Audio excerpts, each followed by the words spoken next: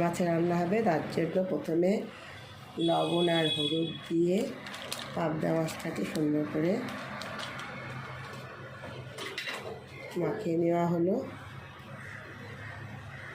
কড়াইতে তেল দেওয়া হচ্ছে। বাবা হয়েছে, গরম হয়ে গেছে কড়াইটা।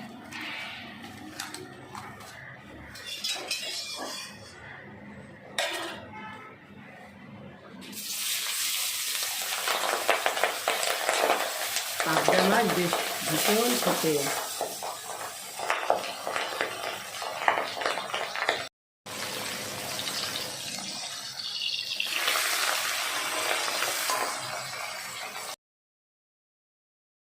মাছ ভাজা হয়ে গিয়েছে, উঠিয়ে নিয়েছে। আর এই যে কড়াতে কালো জিরা ফোড়ন দিয়ে আলু দিয়ে ভালো করে ভেজে নিচ্ছি। এরপরে মশলা দিয়ে দেওয়া হবে। মশলার মধ্যে বিশেষ কিছু নয়, এই যে পেঁয়াজ বাটা,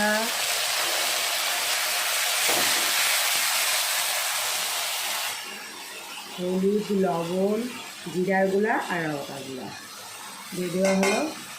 এখন ভালো করে কষিয়ে দিতে হবে। একটু জল দিয়ে দেওয়া হলো যাতে না লেগে যায়। এখন ভালো করে মশলাটা কষিয়ে নিতে হবে। মশলাটা ভালো করে কষে গেছে, এখন এর মধ্যে জল দিয়ে দেবো।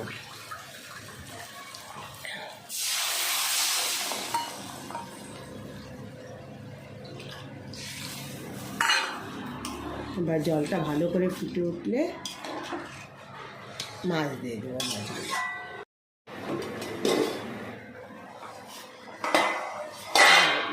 ঝোলটা ফুটে গেছে, এখন এর মধ্যে মাছগুলো দিয়ে দেবো।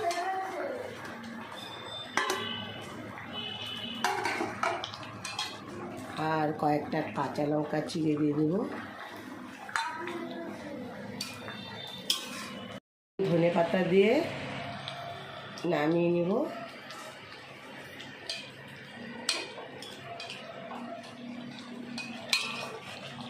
পাবদা মাছ রান্না করা রেডি, এখন নামিয়ে নিচ্ছি।